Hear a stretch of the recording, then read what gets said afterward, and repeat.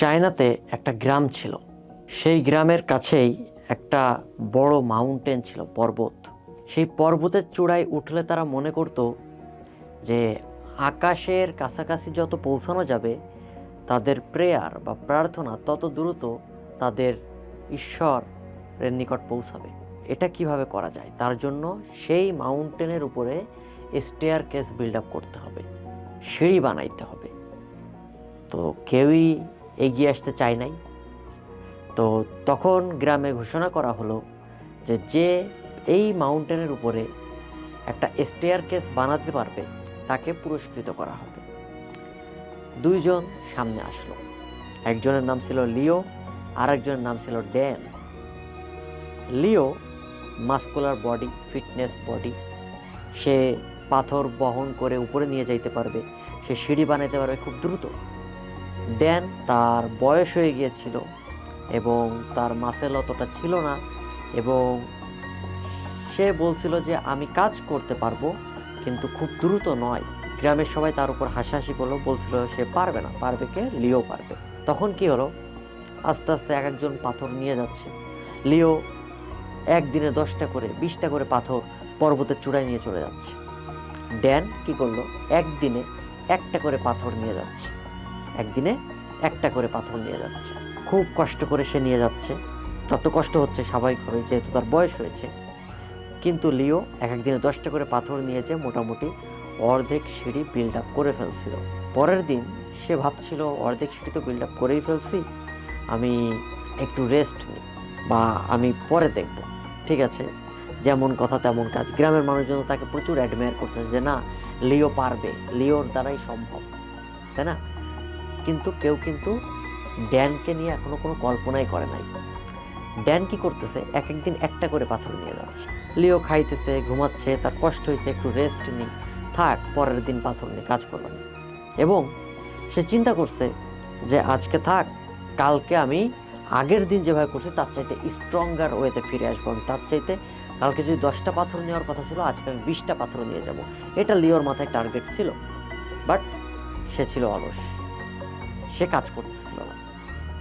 ঝড় বৃষ্টি বাধা বিপত্তি সব উপেক্ষা করে ড্যান কিন্তু মাস পেরিয়ে বছর পেরিয়ে একসময় সিঁড়ি বিল্ড আপ করে ফেললো। একদিন হঠাৎ ওই পর্বতের চূড়া থেকে আওয়াজ আসলো। সবাই ছুটে গেল, দেখতেছে সিঁড়ি বিল্ড আপ হয়ে গেছে। সবাই ভাবতেছে লিও তো বিল্ড আপ করে ফেলবে, কিন্তু গিয়ে দেখেছে না, এটা লিও ছিল না, এটা ছিল কে? ড্যান। সবাই তখন সারপ্রাইজড হয়ে গিয়েছে।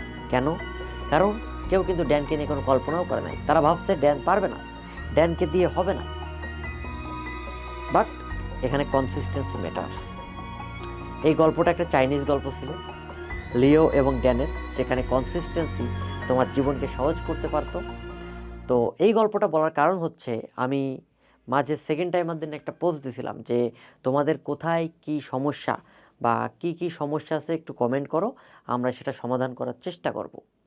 তো তাদের মধ্য থেকে কিছু কথা বেশিই আসছে, সেই প্রশ্নগুলো নিয়ে আজকের সেশন। তো তার মধ্যে প্রথম কথা ছিল যে কনসিস্টেন্সি মেনটেন করতে পারতেছি না। এই উদ্দেশ্যেই গল্পটা বলা ছিল বাবা। আমি জিৎ বিশ্বাস, ঢাকা মেডিকেল কলেজ 4th ইয়ারে পড়তেছি, মেডিওলজির কেমিস্ট্রি ইনস্ট্রাক্টর। আমাকে যারা চিনো তারা তো ভালো, যারা চিনো না চিনে নিলা আরও ভালো হয়ে গেল। তো দেখো, এই যে গল্পটাতে আমরা কি শিখলাম বলো তো? লিও, ওর কিন্তু অ্যাবিলিটি ছিল, ওর কিন্তু ক্যাপাসিটি ছিল, বাট সে পারে নাই। বাট ড্যান, তার কিন্তু, মানে আমরা মনে করছি তার কোনো ক্যাপাসিটি নাই, বাট কনসিস্টেন্সি এইখানে তাকে সাহায্য করছে। অর্থাৎ কনসিস্টেন্সি মেনটেন করতে হবে। এখন তুমি মনে করতেছো পারতেছো না, কেন পারতেছো না আমি বলি।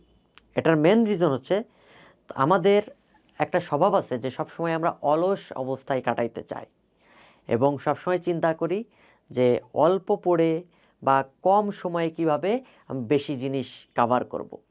বাঙালির স্বভাব তো এটা, রাইট? সো অনেক সময় মনে হয় যে আমরা যখন পরীক্ষা দিতে যাই, তুমি পরীক্ষা দিতে গেছো কোথাও, কোনো একটা অফলাইন কোচিং হোক, মেডিওলজির অফলাইন ব্রাঞ্চও নেওয়া হয়েছে ফার্মগেটে, সেখানেও অনেকে এক্সাম দিচ্ছ, প্লাস অন্য কোথাও এক্সাম দিতে পারো, প্লাস অনলাইন এক্সাম হোক। তুমি একটা এক্সাম দিছো, 2টা এক্সাম দিছো। প্রথম এক্সাম ছিল 50 মার্কের, তুমি পাইছো 45। দ্বিতীয় এক্সাম ছিল 50 মার্কের, তুমি পাইছো 30। তৃতীয় এক্সাম ছিল 50 মার্কের, তুমি পাইছো 25। অর্থাৎ আস্তে আস্তে তোমার মার্ক যখন কমতেছে তুমি হয়ে গেছো হতাশ, তুমি তোমার মধ্যে মেন্টাল ব্রেকডাউন হয়ে গিয়েছে, তুমি আর ওই মানে তোমার যে পাওয়ারটা ছিল, মেন্টাল অ্যাবিলিটি ছিল, সেটা তুমি আর কন্টিনিউ করতে পারতেছো না, তুমি কনসিস্টেন্সি মেনটেন করতে পারতেছো না। এটা রিজন আছে। সবসময় আমরা যেটা দেখি যে একটা এক্সাম যখন খারাপ হয় তখন কিন্তু মনের মধ্যে একটা কাজ করে যে না আমি হয়তো পারি না, আমার দ্বারা হবে না, মেডিকেল এক্সামে যে কী করব। প্রথম কথা, কনসিস্টেন্সি মেনটেন করার শর্ত হচ্ছে এই চিন্তাভাবনাগুলো, ওভার থিঙ্কিংগুলো ঝেড়ে ফেলতে হবে। আশেপাশে কে কী বলল, পাশের বাসার আন্টি কী বলল, বাবা মা কী বলল, বা আমার মাথায় কী আসতেছে, আমার দ্বারা হবে না, এই নেগেটিভ চিন্তাভাবনা সব ঝেড়ে ফেলতে হবে। কেন ঝাড়তে হবে? তুমি চিন্তা করো, এক্সাম কেন নেওয়া হয়? আমি তোমাকে একটা ভালো কথা বলি যে এক্সামটা কেন নেওয়া হয়, আমরা কোচিংয়ে এক্সাম কেন নিই? তোমাকে ভুল করানোর জন্যই নেওয়া হয়। বুঝো নাই? আমরা চাই তোমাকে এক্সামে প্রশ্ন দিব, তুমি এক্সামে অ্যাটেন্ড করবা, তুমি ভুল করবা, ভুল করার পরে ওই এক্সামের কোশ্চেনটা তুমি যেন বাসায় যে অ্যানালাইসিস করো, যেন বইয়ের ওই লাইনটা আমার পড়া হয় নাই, আমি ওই লাইনটা একটু পড়ি। অ্যান্ড এটা অ্যানালাইসিস করার ফলে কী হবে? আমাদের টার্গেট কী? দেখো, তুমি কোচিংয়ে ভর্তি হয়েছো কেন? মেডিকেলে চান্স পাওয়ার জন্য। আমাদের টার্গেট কি? তোমাকে মেডিকেলে চান্স পাওয়ানো। এখন আমি যদি ওই প্রশ্নটা না দিতাম তা তুমি তো ওই লাইনটা পড়তা না, বা তুমি তো ওই লাইনে তোমার গ্যাপ থেকে যাইতো, রাইট? তাহলে মেডিকেলে বাই এনি চান্স যদি ওই কোশ্চেনটা চলে আসতো, তুমি কি পারতা? পারতা না। সো এই চিন্তা ভাবনা করতে হবে যে আমি যতগুলা এক্সাম দিচ্ছি, যতগুলো প্র্যাকটিস এক্সাম দিচ্ছি, যে কোচিংয়েই এক্সাম দাও না কেন, আমি ভুল করি, হাজারবার ভুল করি, বারবার ভুল করি, আমি ভুল করে যেন শিখি, এবং এই শিক্ষা থেকে যেন ওই প্রশ্নটা দিয়ে আমি বুঝতে পারি মেডিকেল এক্সামে যেন ওই প্রশ্ন আসলে ভুল না হয়। সো আমাদের কনসিস্টেন্সি মেনটেন করার শর্ত হচ্ছে মনের মধ্যে পজিটিভিটি বিল্ড আপ করতে হবে। তুমি ভুল করছো, ওই কোশ্চেনটা দাগাও না, ওই কোশ্চেনটা অ্যানালাইসিস করো, আবার পড়ো, দেন আবার এক্সাম দাও, দেখো মার্ক ইনক্রিজ হয় কিনা। অবশ্যই ইনক্রিজ হবে। ঠিক আছে বাবারা? ওকে, এখন আসো, আমাদের কনসিস্টেন্সির ব্যাপারটা গেল। কনসিস্টেন্সি মেনটেন করার শর্ত হচ্ছে নিজের মধ্যে পজিটিভিটি বিল্ড আপ করতে হবে, যে তুমি বিভিন্ন মোটিভেশন পাইতে পারো, নিজের বাবা মার দিকে তাকাইতে পারো, কত কষ্ট করে তোমাকে মানুষ করছে, তাদের মুখে হাসি ফোটাইতে হবে, এই জিনিসগুলো মেনটেন করতে হবে। ঠিক আছে? তাহলে দেখবা কি কি মানে তুমি কনসিস্টেন্সি কেমনে মেনটেন করতে পারো। এরপরে দেখো, তোমরা অনেকে কোশ্চেন করছিলে, সবচেয়ে বেশি যে কোশ্চেন আসছে, পড়াশোনায় গ্যাপ হয়ে গেছে, তুমি কি পারবা কিনা, আমার দ্বারা সম্ভব কিনা, আমি কি পারবো। তো এই যে জিনিসটা, পড়াশোনায় গ্যাপ হয়ে গেলে কি করব? পড়াশোনায় যদি গ্যাপ হয়ে যায়, দেখো গ্যাপ সবারই হবে, মানুষ মাত্রই গ্যাপ হবে, গ্যাপ হবে না তা না। কেন গ্যাপ হবে আমি বলি। রেগুলার তো ক্লাস করতেছো, রেগুলার এক্সাম দিতেছো, একটা না একটা সময় তুমি তো অসুস্থ হবা, অসুস্থ হবে না তা তো না, তুমি তো মানুষ, তুমি তো আর রোবট না। তুমি অসুস্থ হইলা, বাসায় আত্মীয় স্বজন আসলো, অনেক সময় আত্মীয় স্বজন আসে প্রত্যেকের বাসায় কোনো না কোনো কারণবশত, আবার আনফর্চুনেটলি উপরবেলা না কারুক অনেকের পরিবারে অঘটন ঘটতে পারে, তাই না? অনেক কিছুই ঘটে, যার কারণে পড়াশোনায় গ্যাপ পড়েই যায়। আর সবচেয়ে বড় কথা, তোমরা হচ্ছ ইহজীবনের ফাঁকিবাজ। দিন যত যাইতেছে, জেনারেশন তত ফাঁকিবাজের দিকে যাইতেছে, এটা খুবই খারাপ একটা দিক। তো এই যে ফাঁকিবাজি করতেছো, গ্যাপ তো পড়বেই বাবা। তো এই যে গ্যাপটা পড়ছে, তো দেখো গ্যাপ পড়লে কি করা যাবে, এইটার উত্তর দিতেছি। তো এই যে ফাঁকিবাজিটা করছো, তাহলে এটা তোমাকে মেনে নিতে হবে যে তোমার গ্যাপ পড়ে গেছে। সো গ্যাপ যে পড়ে গেছে এটা তোমাকে মেনে নিতে হবে, এটা মেনে নিয়েই আগাইতে হবে। সো গ্যাপটা ফিল আপ করবো কীভাবে সেইটা আমি বলবো। তো তোমার যে গ্যাপ পড়ে গেছে এইটা নিয়ে আমরা কখনো ব্লেম গেম খেলবো না, হায় রে আমার যে ব্লেম মানে গ্যাপ পড়ে গেছে, আমি কেমনে পারবো, আমার দ্বারা হবে না, হতাশ হয়ে যাবো, আমরা এটা হব না। তো ফার্স্ট অফ অল, কখনো হতাশ হওয়া যাবে না, হতাশ হইতে পারবা না।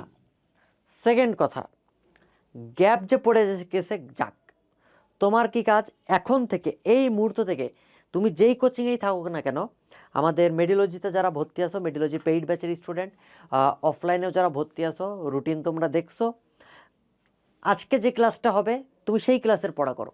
মানে প্রতিদিন রুটিনের পড়া রুটিনের সাথে আগাইতে থাকো, আগাইতে আগাইতে কোনো না কোনো দিন, অর্থাৎ শুক্রবার হোক বা বৃহস্পতিবার হোক, তোমার জন্য তো একটা গ্যাপ থাকবে উইকলি, তাই না?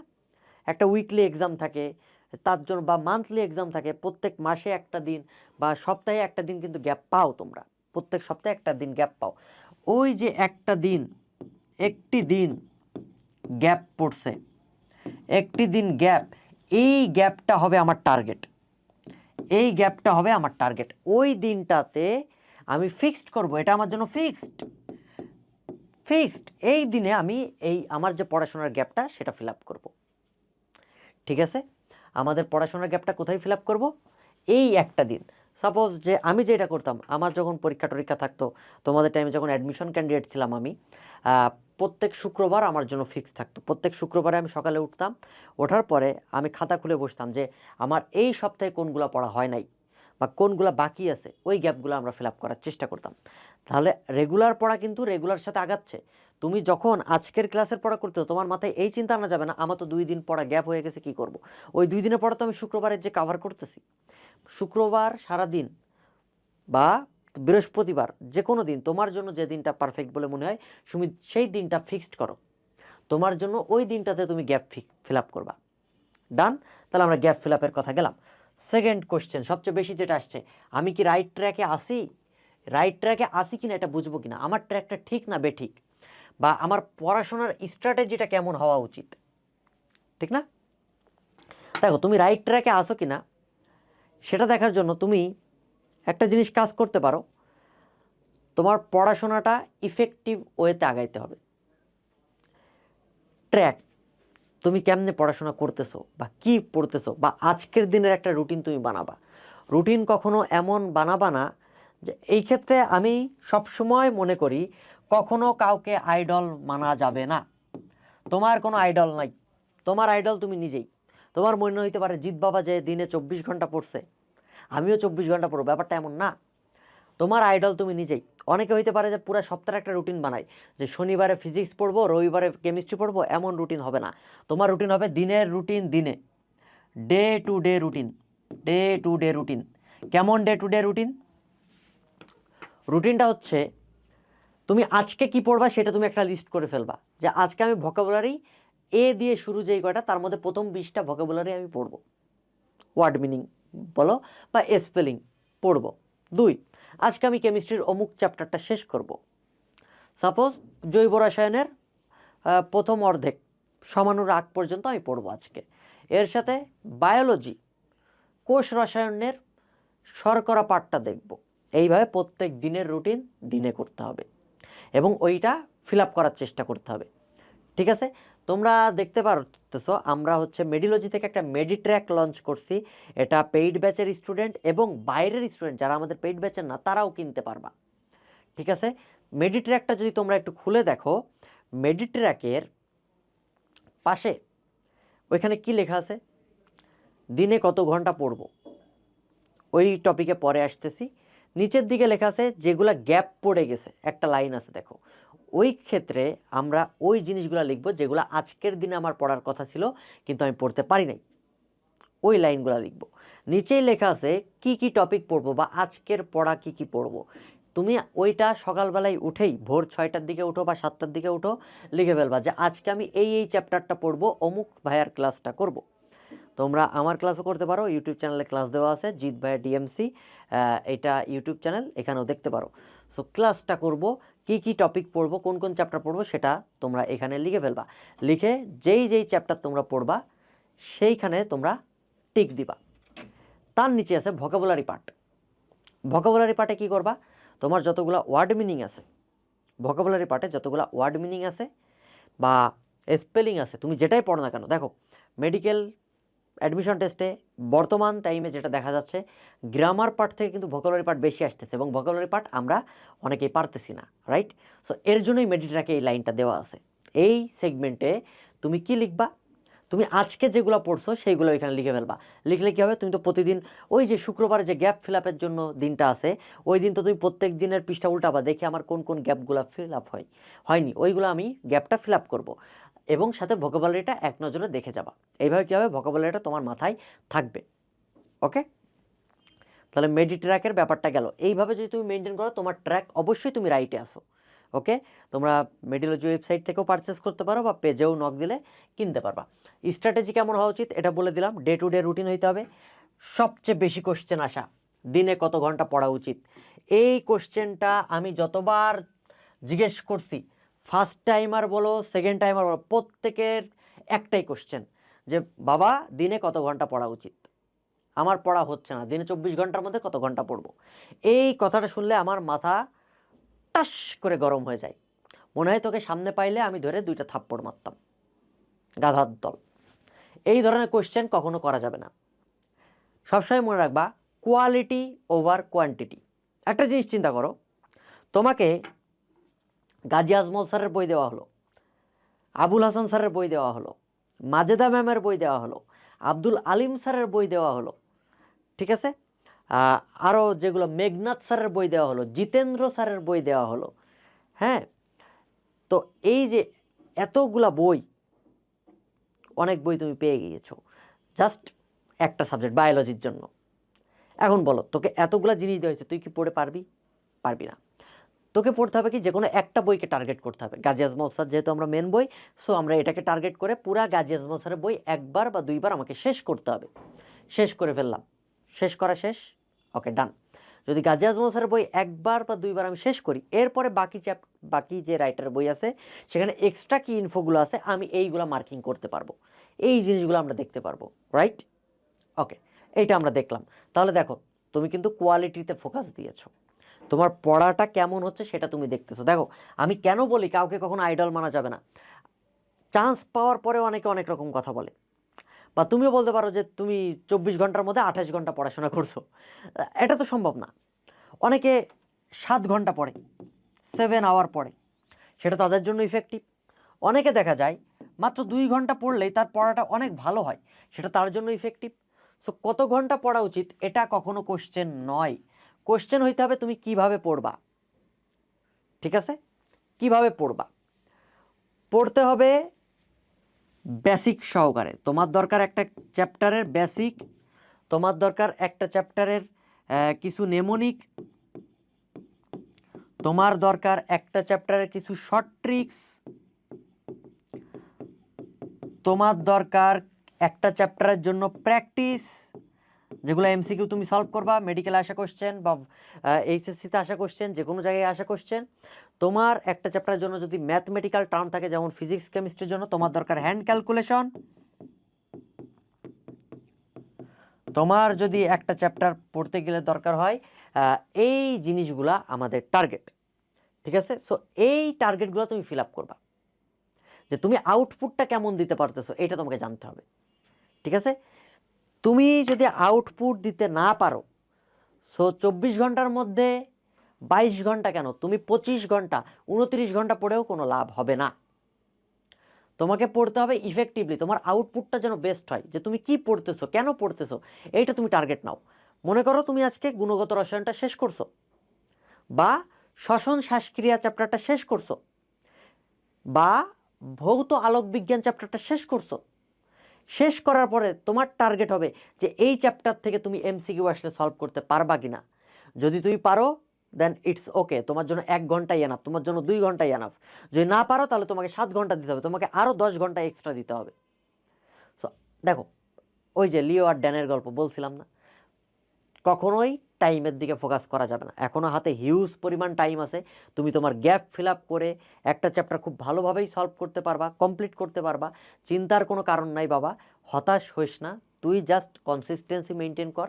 আমাদের টার্গেট কখনো কোয়ান্টিটিতে না যে 7 ঘন্টা পড়বো 10 ঘন্টা পড়বো, আমাদের টার্গেট কোয়ালিটিতে, যে আমরা কি পড়তেছি এবং আমাদের আউটপুটটা বেস্ট আসতেছে কিনা। এটা কিভাবে বুঝবো যে আমাদের অ্যাকচুয়ালি বেস্ট আউটপুট দেওয়ার ওয়েটা কি? যে একটা চ্যাপ্টার পড়ার পরে কি করতে হবে বাবা, আমি বারবার বলি যে তোমার দরকার একটাই জিনিস, রিভিশন। মনে রাখবা, যে যত বেশি রিভিশন দিছে তার আউটপুট তত ভালো, তার কর্মদক্ষতা তত ভালো। বুঝো নাই? তুমি যত বেশি রিভিশন দিবা তত তোমার জন্য বেটার, তুমি তত বেশি আউটপুট দিতে পারবা। দেখো একটা চ্যাপ্টার তুমি যদি একদিন পড়ো, তা তুমি যতটা না পারবা একটা চ্যাপ্টার যে 10 দিন ধরে পড়ছে মানে 10 বার শেষ করছে, সে তোমার চাইতে বেশি পারবে, সে তোমার চাইতে ওই চ্যাপ্টারে বেশি জ্ঞান রাখে। বুঝছো? সো তোমাকে চিন্তা করতে হবে যে চ্যাপ্টারটা সুন্দর মতো শেষ করে একবার, দেন আমাকে বারবার রিভিশন দিতে হবে। কতবার রিভিশন দিব? অ্যাট লিস্ট, তোমাদের তো আবার মানে আমি যত বলি তুমি যতবার রিভিশন দেবে তত ভালো, কিন্তু তোমাদের তো আসলে একটা সিলেক্টিভ জিনিস বলে দিতে হয়, তোমাদের সিলেক্টিভ জিনিস না বলে দিলেও তোমরা শুনো না। সো অ্যাট লিস্ট আমার মতে তুমি 2 থেকে 3 বার রিভিশন দিবা। 2 থেকে 3 বার রিভিশন দিলেই এনাফ, আর লাগে না একটা চ্যাপ্টারের জন্য বাবা। সো এই যে রিভিশনটা দিতে হবে, ক্লিয়ার? সো এই জিনিসটা আমরা জানলাম। ওকে, তাহলে আমাদের রিভিশনটা দরকার, আমাদের স্ট্র্যাটেজি দরকার। সো তোমাদের যতগুলা কোয়েশ্চেন ছিল সবগুলাই আমরা চেষ্টা করছি কভার করার। আর যদি কারো কোনো কোয়েশ্চেন থাকে সেই কোয়েশ্চেনগুলোও তোমরা বলতে পারো। আর সবচেয়ে বড় কথা, এই যে ভিডিওটা যে বানানো হয়েছে শুধুমাত্র তোমাদের কথা চিন্তা করেই বানানো হয়েছে। যেই কথাগুলো বলছি এই কথাগুলো একটাও মিথ্যা কথা না, প্রত্যেকটা কথা লজিক্যাল, প্রত্যেকটা কথা সায়েন্টিফিক্যালি প্রুভড এবং এক্সপেরিমেন্টাল কথা। এইখানে আমি কোনো সুগার কোটিং করি নাই বা অন্যান্যদের মতো যে বাবা তুমি পারবা, এই একটু চেষ্টা করো, এই কালকে 2 দিন না। গ্যাপ আছে, গ্যাপের কারণে কি করতে হবে আমি এটা বলছি। আমি কিন্তু শুরুতেই বলছি তোর গ্যাপ আছে, তুই এটা মেনে নিবি। অসুস্থ হইতে পারি, যে কোনো কিছু হতে পারে, গ্যাপ আছে, এটা মেনে নিতে হবে। সো সামনে আরও গ্যাপ পড়বে, তুই যদি এখন থেকে ভালো না হয় সামনে আরও গ্যাপ পড়বে। সো হতাশ হওয়া যাবে না, তোমাকে লেগে থাকতে হবে, কনসিস্টেন্সি। সো তুমি লিও হবা না ড্যান হবা, এটা কমেন্টে জানাও যে আমাদের সবাইকে ড্যান হইতে হবে, রাইট? সবাই ভালো থাকো, সুস্থ থাকো, বেস্ট অফ লাক। সবাই একটা ভালো রেজাল্ট করে অবশ্যই জিৎ বাবাকে মনে করবা।